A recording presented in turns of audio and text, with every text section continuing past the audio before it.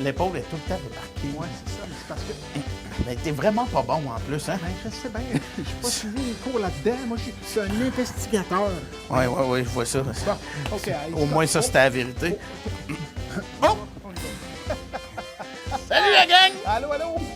Bienvenue à l'épisode On peut pas vous le dire parce que c'est impair. Belle mauvaise idée, ça. OK.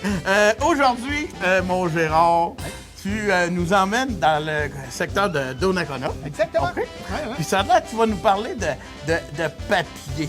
Exactement. Ben oui, il y a eu une ancienne papeterie qui est là, qui a fermé dernièrement, en 2008. Et puis, il s'est passé des histoires à l'intérieur de cette usine-là, et je vous en parle aujourd'hui même. Ça vaut la peine. Restez là. J'ai vraiment hâte de voir ça. Ben oui. Une histoire invraisemblable.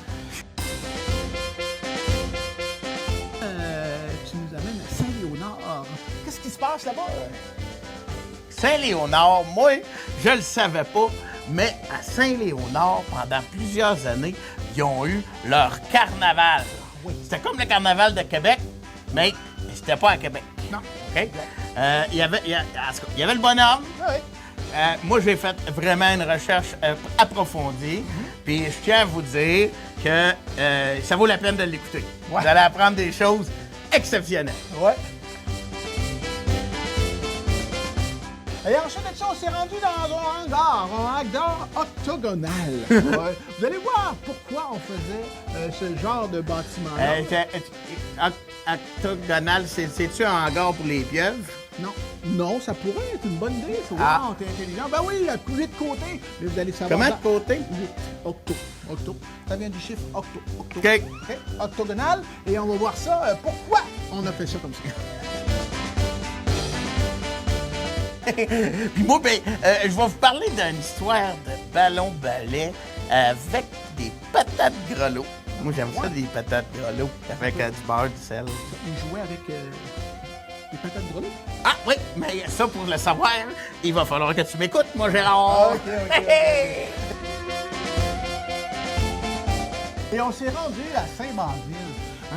Il y a quelques années, il y a une petite tornade là-bas qui a brassé sur une ferme et puis qui a ramassé tous les jeux des enfants et même les enfants également. C'est incroyable. Capoté. Toute une émission encore aujourd'hui. On y va avec ça, puis à la fin, vous allez pouvoir dire l'affaire est ketchup. Voilà. Donc, on s'en va à Donnacona, Gérard, Oui. une affaire d'usine à papier. Oui, l'usine à papier, oui. L'usine de Donnacona, la papetière de Donnacona. Oui, il faisait du papier journal pour le New York Times de New York. Ouais, si on aurait fait du papier pour New York. Aïe. Écoute bien mon histoire. Tu vas Ouais. voir que le petit Farrell qui venait d'être engagé à l'usine, ce jour-là, ça a été toute une journée pour lui. Il s'est ramassé justement à New York. Hein? On écoute ça? Ben voyons donc! Ben oui! On y va! Je me trouve sur l'ancien site de la papetière de Donnacona. Oui, et on a vu une œuvre de Mme Suzanne Claveau qui a illustré l'histoire de cette papetière. Mais moi, j'en ai une histoire. Oui, j'ai l'histoire d'un petit garçon qui s'appelle Farrell. Farrell, c'est un Irlandais qui venait d'arriver avec sa famille. Il y a plusieurs familles d'Irlandais qui sont arrivés à l'époque. Et puis, Farrell a été embauché par la Donnacona Paper. Ben oui, embauché ici. Et la première journée, c'était une journée spéciale lorsque tu rentrais ici à l'usine. Eh bien, on te faisait une petite formation. 4 règlements bien importants d'apprendre. Il fallait être à l'heure. Important, ne jamais arriver en retard à l'usine. Deuxième règlement, toujours faire attention à soi. Oui, la sécurité avant tout. C'est ici, d'ailleurs, qu'on a inventé presque le format CNSST. Là. Ah oui, mais ça, c'est une autre histoire. Troisième règlement, à la cantine, pas de sardines. Ben oui, parce que ça pue de la sardine. Ça pue. Et tous les employés qu'il y avait là, on voulait pas de sardines. Et le quatrième, le plus important de tous, quoi qu'il arrive, souffle dans ton pouce. La formation a duré 43 minutes. Et ensuite, on a donné un balai à Farrell. Oui, un balai pour qu'il puisse aller balayer dans l'usine, pour qu'il puisse apprivoiser son environnement de travail. Et là, faut que je vous dise que Farrell était très curieux. Oui, très très curieux. Alors, en balayant, il a vu que la machine devant lui roulait à plein régime. Il faisait du papier. Alors, curieux de nature, hein, il a monté dans la petite échelle pour voir ce qui se passait. Et en se penchant, devinez qu'est-ce qui est arrivé? Paf! Il est tombé dans la machine! Il s'est fait brasser, il s'est fait aplatir, il s'est fait rentrer dans un rouleau. Et là, Farrell, il était rendu, enveloppé dans un gros rouleau de papier. Seul son nez dépassait pour qu'il puisse respirer. Oh! On a pris ce grand rouleau-là, on l'a mis sur une barque, oui, une barge là, qu'on appelle, là, et puis le papier s'en allait, devinez où? À New York, oui, se faire imprimer par le New York Times. Ah oui, on fournissait le papier du célèbre journal New York Times. Arrivé à l'imprimerie, hein, par bateau, il remontait le fleuve Saint-Laurent, il remontait la rivière Richelieu, et arrivé au Richelieu, il y a le lac Champlain. Ouais. Et après, on descend la Hudson. Mais le lac Champlain, il est frontiéral. Et il est comme ça, le lac. Oui, on remonte le lac et on redescend. C'est le seul lac au monde, mesdames et messieurs, qui a 2 versants comme ça. Le seul.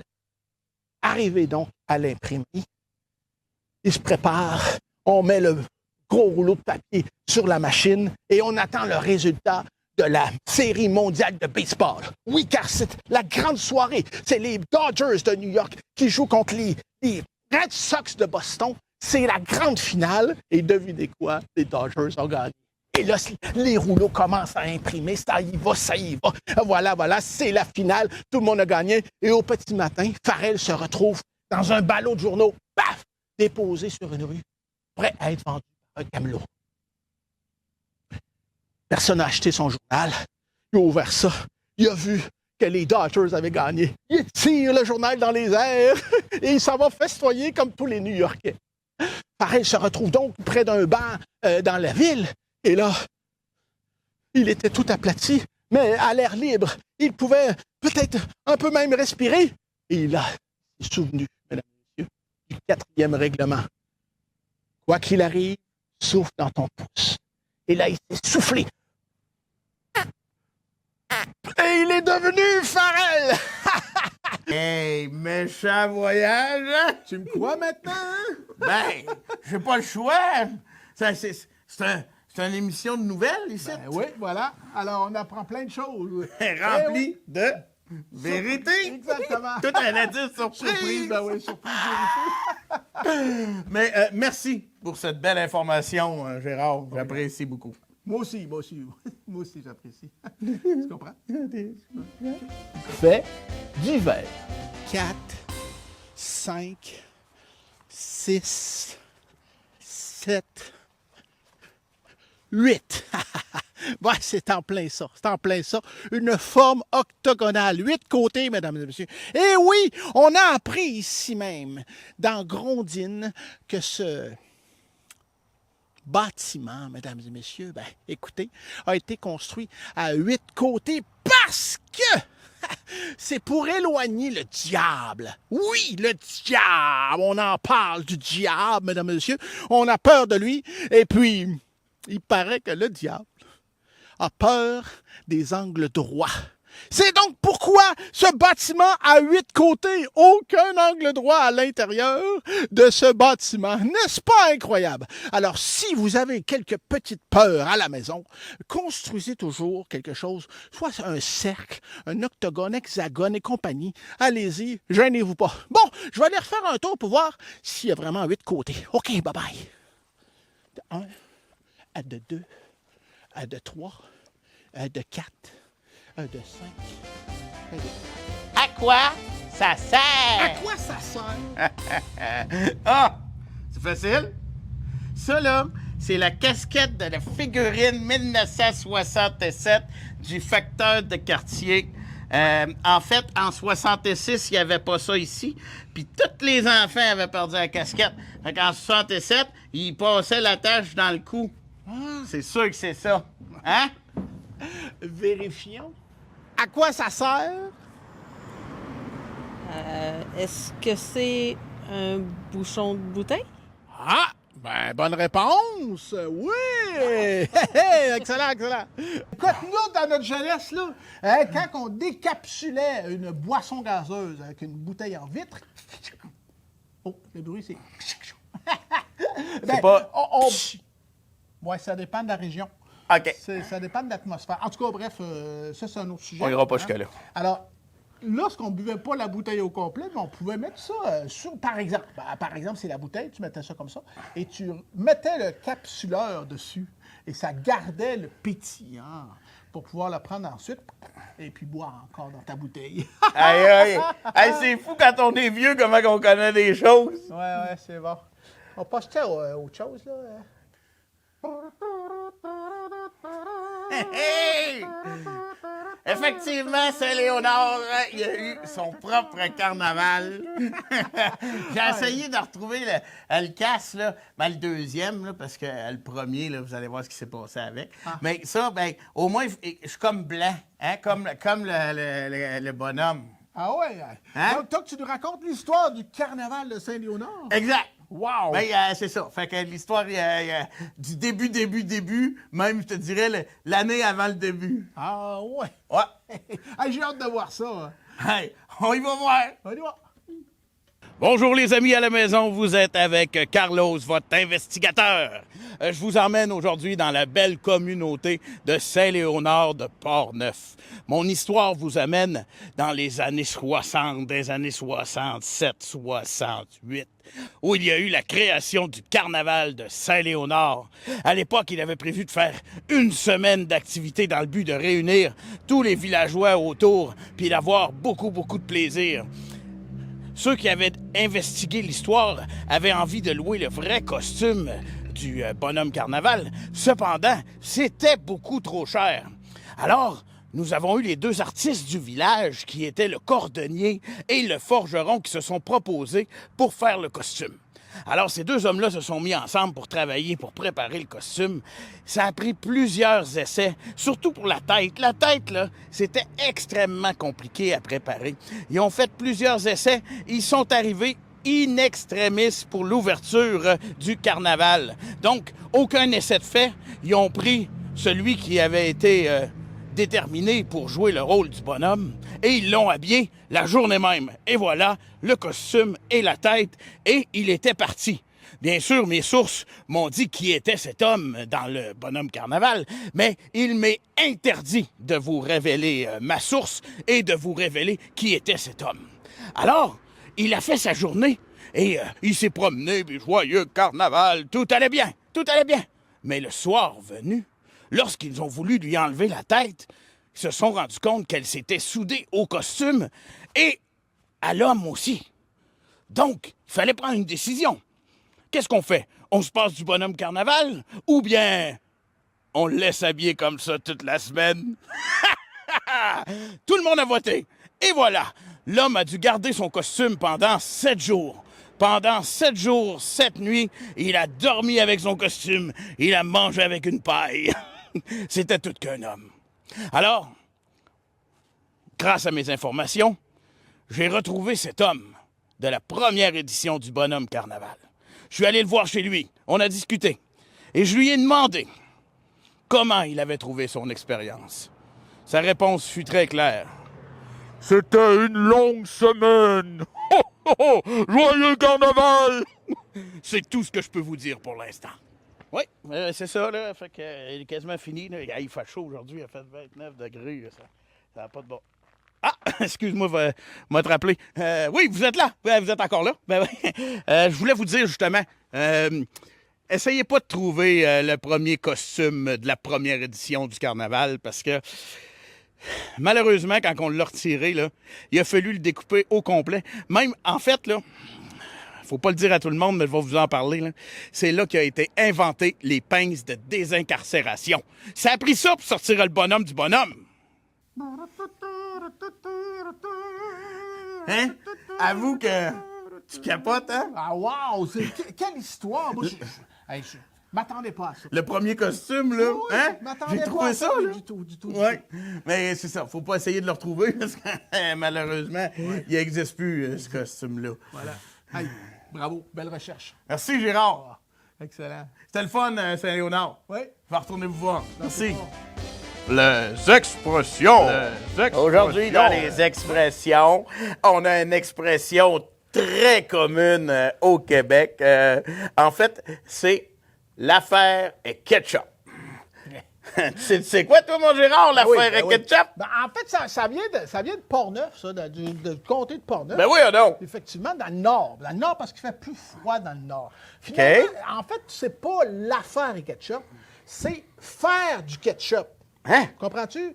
À chaque automne, quand l'automne arrivait, il fallait faire du ketchup avec les tomates qu'on avait. Tu comprends? Oui. Pour pouvoir conserver tout ça. Oui. Alors, on commençait à faire le ketchup. Là, les voisines venaient, les matantes venaient, puis on faisait le ketchup. OK. Faire le ketchup, c'était toute une fin de semaine. Souvent, c'était durant l'Action de grâce, donc au mois d'octobre.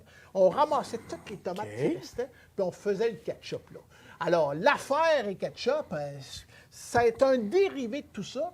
Et j'ai su, par mes recherches, que ça s'était passé durant l'hiver. Les gens ils disaient, il faudrait faire notre ketchup. Mais ils étaient tellement froids quand ils ont parlé de cette journée-là qu'ils n'ont pas pu articuler comme ça. Ça a sorti l'affaire et ketchup. L'affaire et ketchup. OK. C'est comme je sais pas moi, Bécosse. Tu sais c'est quoi, un Bécosse? Backhouse. Hein? Oui. Le backhouse, ça veut dire aller aux toilettes dehors. Comprends-tu? Les Oui. Bécosses, c'est ça. Mais l'affaire et ketchup, c'est un peu la même chose. À cause du froid du Québec. Voilà. Toi, qu'est-ce que t'en penses? Ben moi, je suis en train de me demander si ils n'ont pas justement dit cette phrase-là pendant qu'ils étaient au Bécosse puis qu'ils faisaient fret, là, mais... OK. Ouais. Non, OK. Peut-être. Ben, moi, je pense que c'est pas ça. Non. Ben C'est non. quoi? Ben non. Moi, selon mes sources, j'ai vérifié. Ça veut dire, l'affaire est ketchup, que tout va bien, tout va sur des roulettes, Ah ouais? tout fonctionne à merveille. OK. Donc, Ouais. Il n'y a pas de canage là-dedans. Y a pas, non. non, c'est donc l'affaire et ketchup. Oui, l'affaire ketchup, c'est une expression purement québécoise qui veut dire tout va bien. Question du public. J'ai encore ça dans mon ticasse. Ben oui. Montre-nous ça, là. OK, on va commencer par toi. OK, parfait. Attention. OK. Bon, alors ici, on a Rachel. Rachel qui nous demande... Ça doit être une cuisinière, elle, parce que... On a parlé d'Angela Lapierre. Angela Lapierre, la dynamiteuse de Saint-Marc-des-Carrières. Oui. Qui mangeait sa soupe. Elle aimerait se connaître la recette de la soupe. Moi aussi. Chat? Chat? Voyons. Ouais. Chat? Chat. Oui. Bon. Oui, je suis là, d'accord. Oui, alors, oui. Il était en veille, Je pense que tu serais mieux de reposer la question. Ouais. Quels étaient les ingrédients de la soupe d'Angela lorsqu'elle parlait avec son patron? Oui, vous parlez d'Angela, de dynamiteuse, boum! Et voilà, c'est ça. Alors, c'était une soupe au chaud. Oui, elle faisait la soupe au chaud. De la soupe au chaud, à la chaud. Et une demi-cuillerée de basilic, une demi-cuillerée de poivre, une demi-cuillerée de sel. Il y a également une cuillerée de beurre, ou à l'occasion, de l'huile moteur. Et il y avait également une gousse d'ail, de 3 oignons, 6 tasses de poulet, une boîte de tomates, attendez, et une pelle de chou. Pelle de chou. Aïe, bon. De la chaux? Oui. C'était pas une pelle de chou, mettons? Non. Quand ça a sauté, la carrière, pas en morceaux. Non, poussière. Poussière de pierre. Poussière de pierre qu'on appelle de la chaux. Bon. Donc, elle gaspillait rien. Non. Elle récupérait tout. Bon, en tout cas, Rachel, si vous essayez la recette, vous en donnerez des nouvelles. Hein? Faites-nous une petite vidéo de ça, là, puis envoyez ça sur Arrête ton baratin. Voilà. Tiens, à ton tour, mon homme, à ton tour. Vas-y. Bon, alors. Oh, j'ai Sophie D. Elle nous demande, elle a écouté la météo, là, où je disais qu'il y avait eu une pluie de grenouilles ici, dans Port-Neuf, à Saint-Basile. Puis, elle demande à Chat, est-ce que c'est arrivé seulement là ou est-ce qu'il y a eu déjà d'autres pluies de grenouilles ailleurs? Si oui, où et combien?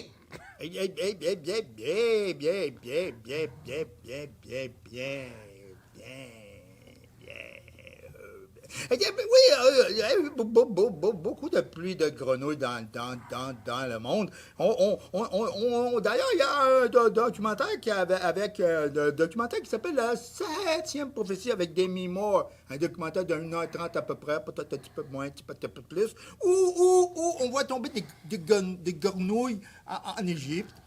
Mais on a déjà entendu au Caire, également à Saint-Idéon de là. Et à la question de combien? Toutes ces grenouilles ramassées, à peu près équivalent de 500 000 livres de cuisses. Wow! Wow! Ça a dû faire un beau buffet, ça! Oh, excellent! Hey, cuisse de grenouille, t'en manges-tu, toi? Ah, moi, j'aimais ça. Ah ouais, c'est pas mal. Hey, Hey, c'est très bon. j'ai même fait l'alcool pour les appeler. Ah ouais, hein? Le quoi? Ah ouais? Oui, je fais ça, ils viennent au bar, je les attrape, je les fais cuire. Oh, wow! On a une autre question ici. Oui, je prends une autre question, hein? Oui, on va prendre le temps de répondre à une autre question du public. Voilà. On y va avec ça. Alors, ici, j'ai ici une Juliette qui nous demande. Est-ce que vous regardez dans le miroir avant de vous habiller? Elle demande ça à chat. Pour Carlos et Gérard. Ah, OK. On va demander à Chat s'il fait ça. Lui. Chat, toi, tu te regardes-tu dans le miroir avant de t'habiller? Oui. Je me regarde toujours. Comme ma mère m'a toujours dit, qui dit, quand tu t'habilles, même pas les couleurs, même pas le pâle avec le foncé. Habille-toi avec des couleurs qui fit. Oui, ils vont ensemble. Oui. Formidable. Puis toi, Gérard... Oui, j'ai un petit peu de difficulté, mais bon, ça va. Et toi, Carlos? Ben moi, j'ai toujours le même linge, fait que je la regarde plus. C'est ça. OK. Hey, merci beaucoup. Hein? Hey, merci beaucoup encore une fois pour vos questions cette semaine. Et revenez-vous. Revenez-nous! Revenez-nous. Le sport. Et aujourd'hui, je vous parle d'un sport incroyable, le ballon-ballet. On en a parlé dans un épisode. On a dit que c'était aux écureuils. Oui, à Donnacona, le secteur des écureuils, qu'on a inventé le ballon-ballet. Puis les gars, ils jouaient beaucoup au ballon-ballet. Mais à un moment donné, c'est comme un peu dangereux, ce sport-là. Puis les gars ont parlé d'avoir des casques. Des casques de ballon-ballet. Mais ça se trouvait pas. C'était pas encore inventé, les casques de ballon-ballet. Fait que, il y en a un qui dit, « Hey, moi, là, chez nous, là, mon père, là, il a tout un jardin. Et puis les patates grelots, mesdames et messieurs, les patates grelots étaient grosses comme ça. Il dit, on pourrait se sculpter nos casques à l'intérieur des patates grelots. Fait que les gars, là, ils sculptaient à chaque semaine un casque comme ça. Ils se le mettaient sur la tête, puis ils s'en allaient jouer leur game de ballon-ballet. C'était incroyable. Les gars, là, on les appelait les patates, dans le fond.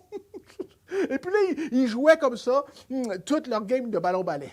Et une fois terminé, et là, écoutez bien, il s'en allait chez Carmen. Vous avez sans doute connu Carmen, c'est un ancien restaurant mythique sur la côte, en haut des écureuils. Et puis, ce restaurant-là était réputé pour accueillir les équipes sportives après leur match. Alors, les gars, ils arrivaient là-bas, ils déposaient leur ballon, leur balai, leur ballon de ballon-balai et leur casque. Ils le donnaient à la cuisinière qui allait faire des frites avec ça. Les gars mangeaient des frites. Il y avait un petit goût de salé, très, très apprécié des joueurs des équipes de ballon-ballet. Et oui, donc, aux écureuils, l'invention du casque du ballon-ballet est là qui a été inventée. Voilà! Alors, bonsoir, mesdames et messieurs. Je suis donc ici même, entre Saint-Basile et Cap-Santé, la limite incroyable. Et je vais vous parler aujourd'hui d'une tornade qui a eu lieu l'année dernière, 2024. Et ici, j'ai 2 survivantes de la tornade, Flore et Laetitia. Ils sont 4 filles dans la famille. Les filles, est-ce que ça a brassé quand même? Beaucoup, on s'est revanché sur nos voisins en train de manger du macaroni au fromage. Au macaroni au fromage chez le voisin. Et toi, Laetitia, tu t'es rendu où, là, comme ça, dans le vent, là? Je me suis rendue jusqu'à Saint-Basile. Wow! Saint-Basile. On les a retrouvés finalement, c'est formidable. Les 2 autres sœurs sont au travail dans les champs en ce moment.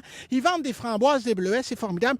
Alors, maintenant, là, la ferme Arc-en-Ciel, c'est redevenu normal, c'est correct? Oui, plusieurs gens au début ils disaient que ça aurait pu être pire, mais là on est correct, on est survivants. On a des parties un peu bizarres, mais bon. Oui, c'est ça, c'est ça. Écoutez, où est-ce qu'on se trouve ici, où est-ce que le tracteur? Il y avait un gros arbre ici, et il est tombé sur l'autre. On peut voir ici le feuillage. C'était incroyable. Écoutez, les filles se sont réveillées en train de manger du macaroni à l'autre bout, chez la voisine, et puis ils se sont dit, qu'est-ce que c'est ça? Qu'est-ce que c'est ça? Alors, mesdames et messieurs, voici donc nos 2 survivantes de cette grande tornade ici même, dans Port-Neuf. Merci, les filles. De rien, monsieur. Encore une fois, toute une émission. Une émission remplie de surprises et de rebondissements. Incroyable. Ah, Gérard, je te dis que ton histoire là, avec le petit gars qui s'est ramassé à New York, là, hein? Farrell. Ah ouais. Ah, Farrell. c'est ça son nom, hein? Ben oui, un Irlandais. Ben oui. Jamais j'aurais cru. Ben non. Surtout qu'un nom de même. Ben oui, c'est ça, exactement. Oui. Et puis le hangar octogonal, hein? On en apprend des choses. Très, très beau garage en passant. Hein? Exact. Puis là, ben, au moins, tu étais en protection Eh oui. quand tu étais dans le hangar. Exactement. Ben, c'est très dangereux, hein? Ben oui, Oui. pas évident, pas évident. Et puis toi, là, ton affaire de carnaval de Saint-Léonard. Qu'est-ce que tu fêté là-bas, toi, hein? T'es-tu allé ou... Ah ben j'ai été là-bas là, puis j'ai rencontré les gens, puis c'est comme je vous dis, ben tu sais, j'ai même su l'histoire du premier costume parce que j'ai des contacts vraiment très efficaces et agréables. Ah, wow. Et puis ton affaire de ballon-ballet, là, c'était un petit peu tiré par les cheveux, mais c'est possible. Ouais, mais quand t'as beaucoup de cheveux, comme la perruque de tantôt, tu peux t'y rendre, hein? Ah ouais, excellent. Ouais. Ah, Puis, c'était toute une émission. ouais, puis sans oublier la tornade, hein, avec les jeux des enfants qui tournaient là, au-dessus de la ferme. Mais là, c'était où ça exactement, Ben, ça? écoute, c'est aux limites, là, c'est dans le comté. OK. Ouais, Bon. Exactement. Fait que si maintenant, ouais, il fait vraiment pas beau une journée, là, restez pas aux limites de Saint-Basile et Cap-Santé. Ben non. Il y a déjà eu une tornade. Voilà, excellent. Salut! À bientôt! À la semaine prochaine! Ouais.